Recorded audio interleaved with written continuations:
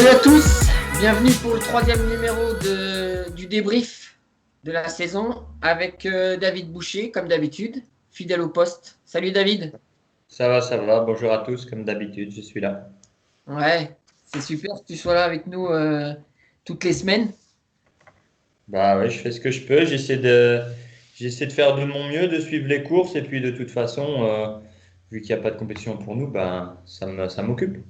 Ouais, ça va, j'espère que ça va pas tarder à revenir, mais bon, chez nous en France, c'est mal barré. Bah, c'est pour tout le monde. Bah. Ouais, bah bon, c'est pas le sujet. On est là pour débriefer de la semaine passée. On a un petit Oui. peu de retard, mais bon, vaut mieux tard que jamais, hein. Ouais, bah après un peu de retard, je sais pas. Il y a eu deux courses à étapes, donc voilà, on aurait peut-être pu le faire jeudi, parce que ça s'est terminé, ou mercredi, parce que ça s'est terminé mardi. Mais voilà, après, je pense que on n'a rien raté, hein. Oui, oui, oui. C'est pas les 2 jours en plus qui vont changer quelque chose. Non. Donc, bah, on va commencer par Paris-Nice. En gros, enfin en gros, je sais pas si on peut décrire ça en gros, mais d'une certaine façon, je me suis beaucoup plus ennuyé sur Paris-Nice que chez nos collègues italiens du Tirreno. Je sais pas ce que tu en penses. Ouais, bah c'est pareil, je me suis pas attardé trop sur Paris-Nice parce que bon, c'était un peu une course tranquille, quoi. Il y a eu deux étapes où ils se sont, on va dire, pas baladés, mais il n'y a pas eu de course vraiment. On a Ouais. attendu le final pour faire le sprint. Donc voilà. Et puis après, ben, le juge de paix, ça a été le contre-la-montre et l'étape avec les bosses. On va dire, il y a eu trois étapes sur la semaine qui ont été disputées. L'étape avec l'arrivée en bosse, le contre-la-montre et la dernière étape qui a été un bouleversement, quoi, c'est tout. Ouais, en gros, tu as eu l'étape qui arrivait à Chirouble où c'était une arrivée au sommet. Ouais, Tu as eu le chrono. Et puis tu as eu surtout l'étape du dimanche, quoi. ouais. Où il s'est passé quelque chose dont on discutait juste avant. On va dire que Monsieur Roglic a récolté ce qu'il avait semé la veille. Ouais, l'avant-veille, mais après, bon, je vais pas lui jeter la pierre, on n'est pas là pour ça, mais chacun a son opinion. Mais voilà, après, il y en a qui disent que s'il avait laissé gagner le petit jeune là, ben ça n'aurait rien, enfin ça n'aurait rien changé. Je suis de cet avis-là. Et le fait que lui ait gagné, ça n'a rien arrangé non plus parce que mine de rien, quelque part il y a une solidarité. Il y a des gens qui parlent dans le peloton. Euh, ils gênent, forcément ils gênent parce qu'ils gagnent beaucoup. Et comme ceux qui gagnent beaucoup, ils gênent. Et au bout d'un moment d'avoir fait ça, ben, je pense que dans les voitures, ça a discuté. Et le lendemain, au lieu qu'il y ait un geste de solidarité pour l'attendre comme il y avait dans le temps avec les grands champions, ben, ce jour-là, ben, voilà, on l'a flingué. On a roulé sur chute, certes, mais on a roulé. Et on a même vu des équipes qui avaient aucun intérêt à rouler, rouler. Donc, je pense que personne ne s'exprimera là-dessus, mais moi j'ose le dire, je pense que quelque part, oui, il a récolté ça. Et c'est dommage, mais c'est comme ça, c'est fait. Après, je pense que s'il avait laissé gagner le petit de la Gilles Bahreïn, Madé. ça n'aurait strictement rien changé à sa victoire et il aurait peut-être même pu gagner parce qu'il l'aurait attendu sur sa chute et là, ça a changé les choses. Ouais. Franchement, c'est ce que je pense. Ouais, mais on est du même avis là-dessus. Moi, je pense que le samedi, s'il laisse gagner Madère, il n'a pas tous ces problèmes-là. À être obligé de chasser comme un malade et à utiliser quatre équipiers qui sont au final qui lui ont servi à rien parce que quand tu regardes le débours qu'il a eu à l'arrivée, Bon, après, il avait certainement mal, il avait l'épaule déboîtée ou je sais pas quoi, mais pas totalement, mais quand même. Mais ils ont quand même aussi joué tactiquement très mal parce que je vais pas m'attarder non plus là-dessus, c'est ils ont roulé, les 4 équipiers ont roulé, mais ils étaient déjà forcément entamés. On voit qu'ils sont à 50 mètres du peloton. À un moment, ils sont à 100 mètres, mais il sait pertinemment qu'il y a une bosse dans 3-4 kilomètres et que le peloton, à un moment, il se tasse parce qu'il y a des virages, il y a des rétrécissements, donc ça va se tasser un petit peu les voitures. Il y a 2-3 voitures qui passent. Donc là, il fallait être malin, garder ses équipiers, gérer dans la mesure du possible. Et au moment où les voitures passent, là, mettre un gros coup d'accélérateur et lui qui fasse le bon pour les 10 dernières secondes, arriver dans les voitures, hop, il filoche et il est rentré dans le cul, au pied. Après, je dis pas qu'il serait peut-être remonté jusque devant, mais une fois qu'il est au cul du peloton, devant, Roglic est rentré. Ah, ça se relève et lui, il peut remonter sans équipier. Tandis que là, il a flingué ses équipiers. Il s'est retrouvé avec Nasser Bouhanni tout seul qui lui a donné un sacré coup de main, mine de rien. Mais ça ne l'a pas aidé à rentrer. Il s'est tiré une balle dans le pied tout seul. Ouais, parce que Alors qu'il aurait Nasser pu s'est mis. encore profiter d'un tout petit peu de ses équipiers. Parce que c'est toujours quand même mieux à 4 ou à 5 tout seul. Et tu parlais de Nasser, il y a aussi Campenart qui a mis. Bon, il a fait ce qu'il a pu parce que. Ouais, bon après, Victor Camper, ça roulait un peu, mais bon, ses équipiers roulaient aussi dans le peloton, donc je pense que c'était juste un geste amical, mais ça l'a pas aidé des masses, je pense. Ouais. Toujours est-il qu'il a payé le fait de ne pas laisser la victoire. Voilà. Et pour revenir sur Paris-Nice et finir avec ça, je pense qu'on a encore vu que les jeunes étaient en pleine euh, éclosion avec euh, comment il s'appelle, celui qui a gagné le chrono, Bissegger, c'est ça? Oui, Donc Stéphane Bissegler. un jeune, Mader, qui est chez Bahreïn, aussi un très jeune. Et puis, la confirmation des sprinters, quoi. On a vu que les sprinters étaient là et la déception pour certains autres, comme un peu côté français avec Arnaud Démarre. Mais voilà, c'est le Paris-Nice, je pense il est vite fait, quoi. Oui, oui, ça n'a pas été, ça a pas été le Paris-Nice du siècle, hein. Je pense que pour les coureurs, ça a dû être dur nerveusement, mais au niveau de euh, le regard pour le téléspectateur, c'était pas très très très attractif, sauf le dimanche, bien sûr. Mais pour le reste, bof quoi. Oui, c'est ce que Jérémy Lecroc nous expliquait dans l'interview qui est sortie mercredi là. Euh, il, il disait que les étapes de plat, elles étaient nerveuses dans les derniers kilomètres parce qu'il faut replacer les leaders, que ça frotte beaucoup. Et tout le monde est frais, donc il n'y a pas eu de course avant. À un moment donné, tu te retrouves avec un peloton avec le même nombre d'unités qu'au départ. Et là, c'est nerveux. Et dans le final, ça tombe dans tous les sens parce que tout le monde est frais. Donc, Ouais, voilà. Il n'y a pas la place pour 21 ou 22 ou 23 équipes en train pour remonter parce que tout le monde a quand même un sprinter. Donc, vu les aménagements routiers qu'il y a maintenant, à un moment donné, ça tombe. Tout ouais, artiste que tu es sur un vélo, et à un moment, ça tombe.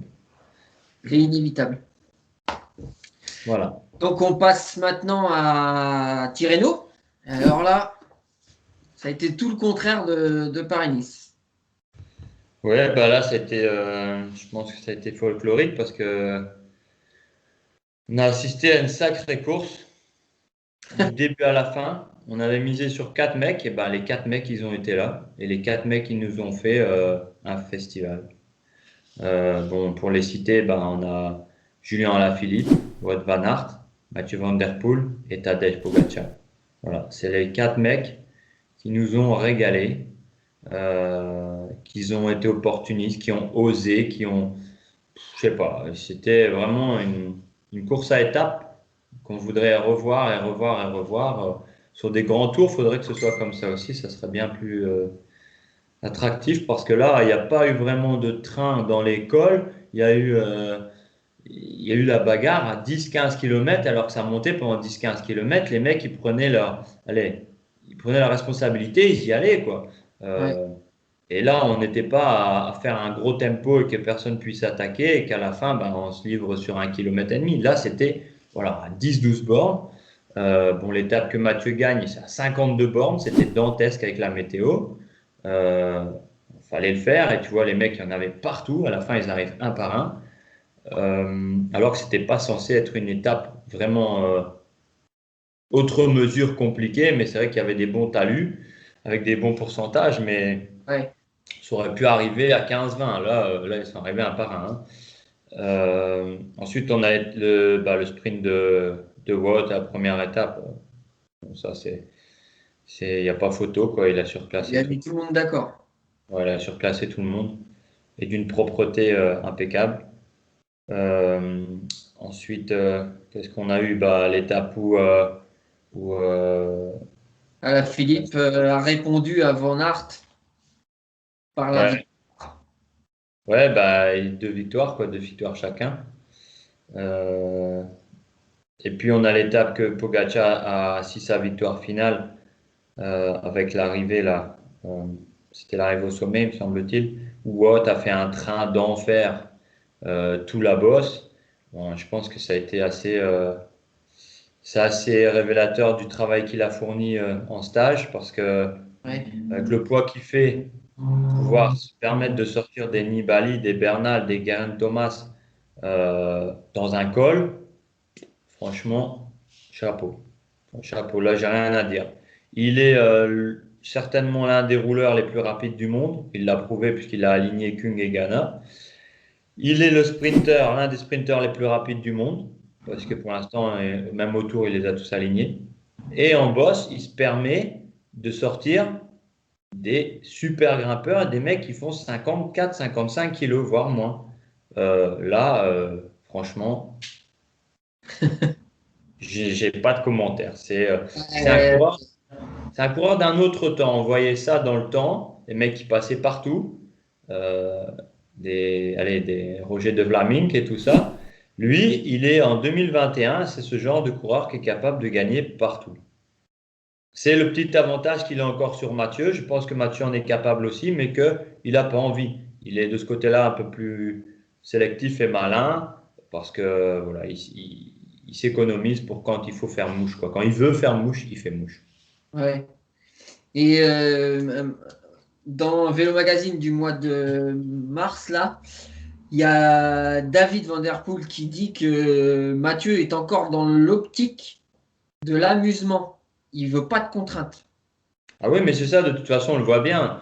On voit bien qu'il s'amuse. Et on voit bien que je suis pas sûr, hein, franchement, je suis pas sûr que son directeur sportif lui ait donné la consigne d'attaquer à 55, à 52 km de l'arrivée, hein, avec le vent et la pluie. Hein. Bon, moi, je suis dans la voiture, c'est mon coureur, je le vois attaquer à 52 km de l'arrivée, je m'arrache les cheveux. Hein. Je peux te dire que je dis, mais qu'est-ce qu'il nous fait? Oh. Mais après, bon, c'est Mathieu, c'est un coureur qui a une certaine liberté d'action et qui est quand même assez, je veux dire, sûr de ce qu'il fait, mais il réfléchit pas. Lui, il se pose pas la question si c'est le moment ou pas. On en a déjà parlé. Lui, il y va. Et quoi qu'il arrive, il s'amuse. Et s'il gagne pas, il gagne pas. Mais généralement, il gagne. Donc voilà. En général, il met au fond. Hein. Ouais. Bon, à part à Kurn où ça, c'est Asgreen qui l'a foutu dedans. Mais euh, là, là, franchement, j'étais chaque kilomètre qui passait, j'ai dit mais c'est pas possible, c'est pas possible. Et je voyais le temps qui montait, 1 minute, 2 minutes, 3 minutes. Je dis mais qu'est-ce qu'il fait là? Et bon après il a un gros coup de massue, mais bon la fin il se bat pour les derniers kilomètres pour aller finir. Tu vois qu'il sait plus bouger ses mains, il a les mains sur les poignets toutes tordues. Il est voilà. Bon, je pense qu'il a perdu 10 ans de sa vie, mais bon sinon il a gagné une étape à tirer. Donc, Il a été au bout du bout. Mais j'ai rarement vu un mec se dépouiller comme ça. Hein. bah, il est souvent comme ça, hein, je veux dire, même l'hiver, quand il va au bout du bout, au Koppenberg, au cross du Koppenberg ou à d'autres crosses, euh, il est souvent mort après l'arrivée, hein, souvent. Hein. Mais le lendemain, il est tout neuf. Le lendemain, il n'y a pas de souci. Moi, je fais ça, il me faut une semaine pour m'en remettre. Hein. Lui, le lendemain, il est neuf. Quoi. Non, Voilà. c'était juste. On a eu un Tirreno. Dantesque, C'est exceptionnel, quoi, ce qu'on a vu. c'est clair. C'était beau à voir. On avait déjà envie d'être au lendemain pour voir. Même l'étape où Pogacar gagne devant Yates, c'était aussi prenant parce que, mine de rien, Yates était aussi un sacré niveau parce qu'il est revenu très très près et que Pogacar, c'est pas n'importe qui, quoi.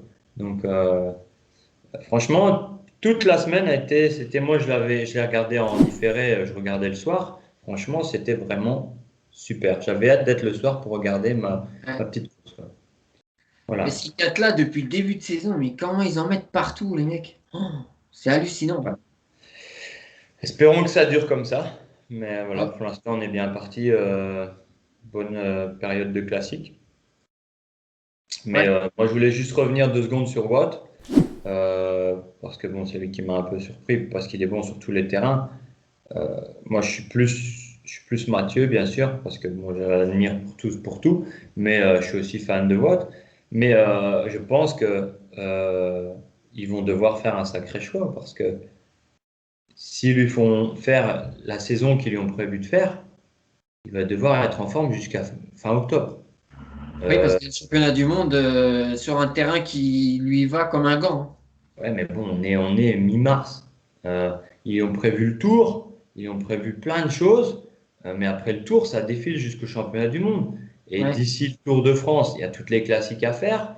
Et le garçon, je m'excuse, mais si tu as l'opportunité d'aller gagner Liège, l'Amstel, il faut pas t'en priver. Et vu comment il grimpe maintenant, l'arrivée, c'est qu'on en a parlé, c'est plus en haut de la côte de Hans, et même, il a juste à suivre. Il suit dans la Roche au Faucon, et après c'est descendre vers Liège, il est avec, bah, il va leur mettre 20 mètres, hein. Il leur met 20 mètres au sprint. Donc, Ouais. il faut pas qu'il s'arrête après Roubaix, il faut qu'il aille jusqu'à Liège, quoi. Ouais. L'Amstel, c'est dur, mais c'est largement dans ses cordes. Largement. Regarde, Mathieu l'a gagné, Ah l'Amstel. ouais, c'est largement dans ses cordes. La Flèche Wallonne, non. La Flèche Wallonne, faut être honnête, faut être Il vraiment est trop trop, lourd. ouais, trop lourd, mais il faut être fort explosif sur le final, quoi. C'est une course de côte sur 1 kilomètre, quoi. Donc voilà. Et Liège, oui. Moi, je pense qu'il va falloir que son équipe fasse un sacré choix, hein, parce que Et sur c'est le vrai. tour, tu penses qu'il va viser le maillot vert et des étapes ou Ouais, moi je pense parce que ouais, s'il joue au général, c'est compliqué. C'est 3 semaines, ça se gère autrement, fatalement. Là, il sera plus équipier, il sera leader, donc tu as une autre pression pendant 3 semaines. Et mine de rien, au bout d'un moment, ça te lâche, hein.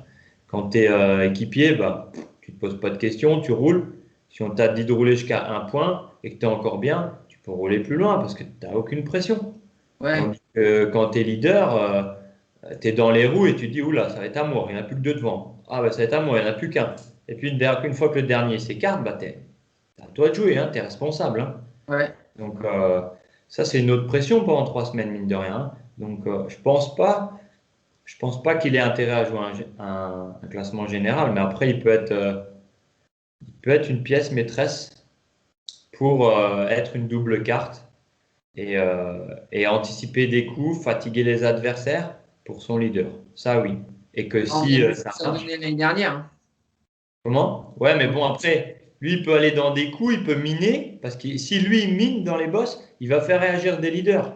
Et du coup, bah, son leader, c'est Roglic, il est comme ça, quoi. Et une fois qu'il aura mis deux trois mines, que les autres vont être bien émoussés, Roglic, il est dans un fauteuil, il peut y aller. Tu vois, c'est une tactique, quoi, hein. C'est un exemple, hein, bien sûr.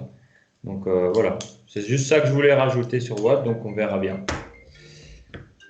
Mais moi, je le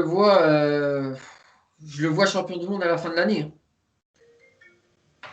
Ouais, ben après, il faudra voir, hein. Il y a d'autres candidats, hein. Mais on en est loin, on en est très loin. On sait à peu près, vu le circuit, on sait avec qui ça va se jouer. Hein. On en a parlé des mecs. Ouais, ouais, ben voilà, après, ça sera toujours les mêmes. Après, on en est loin. Il faudra se méfier de certains mecs encore qui vont arriver. Des mecs de championnat qui sont là le jour J. Mais pour le reste, ça sera cela, quoi. Ouais. Bon, Tirreno terminé, il y avait la course de David Boucher, Nocquereux. Ouais, la Nokere Bouche course. Ouais, Ouais, bah écoute, J'ai regardé le soir, j'ai vu que le parcours était plus sur les petites boucles, mais sur les grandes boucles maintenant, qu'on faisait aussi. Avant, mais que une ou deux fois. Et j'ai pas été. Pas une course très attractive, je pense. Bon, peut-être parce que le plateau n'était pas énorme, mais il y a une échappée, pour résumer, une échappée de 8 coureurs, et derrière, il n'y a jamais eu vraiment une grosse entente, à part l'équipe Uno X, là, des Danois, qui a roulé toute la journée. Et, euh, et finalement, ils ont fait un tempo, mais l'échappée est restée devant, finalement, avec deux mecs, avec Ludovic Robé et Damien Godin. C'était un beau final parce que bon, c'était quand même assez disputé entre les deux, mais derrière, un petit peu déçu de comment ça s'est passé, quoi, tu vois. Ça roulait pas, ça roulait pas. C'était pas nos quereux d'habitude où il y a on on gère l'échappée et dans les trois derniers tours, c'est la guerre, quoi. Là, il y a pas eu ça. Là, c'était une sélection naturelle à cause de la météo et des pavés, mais il n'y a pas eu la grosse guéguerre, quoi. Ouais, c'était au niveau de la météo, c'était un chantier. Ouais, au niveau de la météo, c'était ouais, bah, là-bas, quand tu prends les pavés, les petites routes, le peu qu'il y a un petit peu de vent et de la pluie, bah voilà, tu te retrouves dans un chantier naval, quoi. Donc voilà. Et là, c'était surtout une course de placement. Donc ça s'est fait par l'arrière, ça s'est fait des cassures avec des chutes, des choses comme ça, des problèmes mécaniques.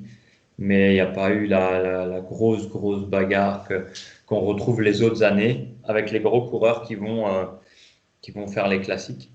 Sans Ouais. doute à cause justement du programme Tirreno, Paris-Nice, aujourd'hui Coxside Bredene Classique, qui est la première aussi grosse normalement. Donc demain Milan, donc tu vois les mecs, ils enchaînent.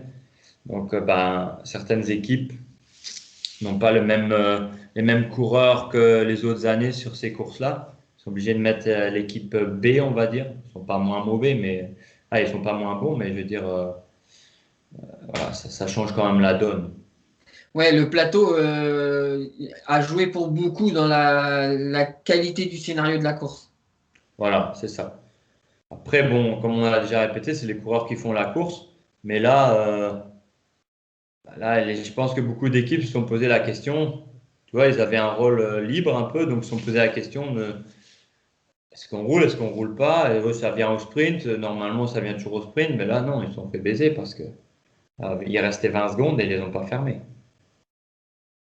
Tu sais de quoi tu parles, puisque tu l'as fait la dernière fois, je crois, il y a 2 ans, Ouais, où tu avais ramené le prix des mots, ouais, que tu as généreusement ramené à tes coéquipiers. ouais, c'est ça, voilà, c'est ça. Tu leur Mais avais... après, voilà, je l'ai fait plusieurs fois. Je l'ai fait quoi, 10, 12, 13, je sais pas, 14 fois peut-être. Mais bon, j'ai fait des classements là-bas. Je dois faire 8, je dois faire 10, je dois faire 15. Mais j'ai fait plusieurs échappées. Mais la plupart du temps, c'est géré comme une horloge pour revenir sur l'échappée. L'échappée Ouais. ne va jamais au bout à nos quereux. Et là, changement du parcours avec la météo et le changement du plateau avec les autres courses, ça a joué, quoi. Donc, fatalement, quand tu regardes cette course-là comme je l'ai regardée, bah, t'as pas le même œil que les autres parce que tu te dis, j'aurais certainement été encore dans l'échappée. Parce que, Ouais. voilà, cette course-là, je la sens, je sais, même les autres, je sais quand je dois y être et où ça va partir. Voilà, j'avais encore une bonne chance d'aller faire quelque chose, hein.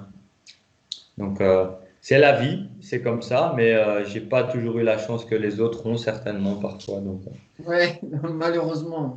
mais j'ai pas de regrets. Écoute, j'ai fait ce que j'avais à faire. Et maintenant, tu as l'objectif de faire le quadruplé, donc sur le chrono. Bah, écoute, Et ça va arriver vite, on est déjà quasiment au mois d'avril. ouais, bah, j'espère déjà qu'on va reprendre les courses et après, je penserai à autre chose. Mais c'est sûr que le jour où ils vont me dire qu'il y a une course, bah, Les il va falloir. pauvres, les pauvres avec qui tu vas courir, les pauvres. Je vais sortir la frustration d'un an et demi là. Ça va- Et je suis bien content de ne pas courir avec toi, moi. Non, mais bon, voilà. Écoute, voilà pour les débriefs. Maintenant, juste un petit mot sur le Nockereux des femmes, ça a été la même chose, hein. 3 femmes qui sont sorties des 3 formations les plus grosses au départ, avec une de formation Canyon, une de SD Works et une autre, je pense, d'une formation italienne, si je me souviens bien. Et derrière, ça a Aller roulé. cycling? Comment? C'est pas aller cycling? Non, je pense pas. Non. Non, je dis une connerie, non. C'était trois équipes belgo-néerlandaises, parce que la troisième équipe, c'était, je ne sais plus, mais c'était maillot blanc et bleu, mais bref, je sais plus. Et du coup, ben, derrière, ça a roulé, ça a plus roulé, ça a roulé, ils sont revenus à 7 secondes, et puis ça a arrêté de rouler, repartait à 30 secondes, puis ça revenait à 10 secondes, et pour finir, les 3 filles sont arrivées au sprint. Et bah, qui a gagné? La fille de SD Works, comme d'habitude. C'est toujours la même équipe. Le Wolfpack au féminin. C'est Amy Peters qui a gagné, je pense. Oui, c'est ça. Donc voilà. Franchement, belle équipe. Et derrière, c'est dommage parce que, pour conclure là-dessus, on a assisté à un sacré sprint de Lotte Kopecky, qui a monté tout le Nockereberg assis au sprint, alors que les autres étaient en danseuse en train de se battre avec son vélo. C'était impressionnant à voir.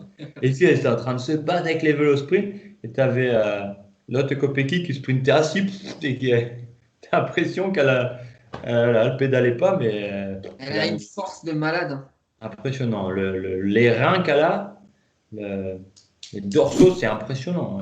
Oh, je te jure, On l'a vu au Samin, hein, quand elle a mis en route. Tu veux faire quoi? Il n'y a rien à faire. ouais, mais elle a passé un sacré cap, hein. Ça, c'est vrai. Ouais. Et puis, il y avait d'autres petites courses pour les filles. Euh, Enfin, des petites courses. Il y avait Oettingen, il y avait une course aux Pays-Bas, et il y en a une, Jolindor fait deuxième, et il y en a une que Jolindor gagne. À, je ne sais plus où, je pense que c'est à Oettingen, je suis pas sûr. Donc voilà, des belles courses pour les filles aussi, à souligner. Et puis voilà, quoi. Ce qui nous amène à la fin de semaine, qui va être. Bah, écoute, déjà aujourd'hui, ouais, Coxside Bredene, demain c'est MSR, et puis après, ben, ça va s'enchaîner assez vite, puisque on a l'Oxy classique là à De Panne, Ouais. De Panne, et puis tous les 2-3 jours on a une course, hein. Voilà, on va rentrer dans le. Là, c'est le plat de résistance, là. Et le Jusque, dessert, ce sera les Flandres, quoi. jusque Liège, on a des courses. Il faut pas oublier que cette semaine qui arrive, on a aussi Catalogne, hein. Ouais, Volta Catalunya, ouais. Bon, ça, on n'en parle pas trop, mais il y a des courses partout. J'ai l'impression qu'ils ont condensé le programme en 2 mois, quoi. C'est impressionnant. Ouais. Enfin, Bah, moi, je le vois comme ça, mais je pense qu'avant, c'était déjà comme ça. Mais vu que j'avais mon programme, j'avais qu'une ligne. Tandis que maintenant, vu que je m'intéresse un peu à tout, bah, j'ai l'impression qu'il y a beaucoup de courses, en fait. Tu vois. oui, t'es plus. Je dirais pas enfermé dans ta bulle, mais t'as plus que ton programme à penser. Là, Ouais, tu peux. voilà, je m'intéresse un peu en général, Ouais. toutes les courses. Ok, bah c'est bien, voilà. Bon, bah voilà. On va se quitter. Pensez, si ça vous plaît, à vous abonner, à commenter, à liker et à partager. Parce que ça nous aide, n'est-ce pas? Ouais, ouais, ça nous aide. Et puis après, bon, on fait ça parce qu'on est, allez, on est fan de Ça par vélo, on passion. est passionné, mais voilà, c'est aussi pour, personnellement, pour moi, j'ai jamais eu le-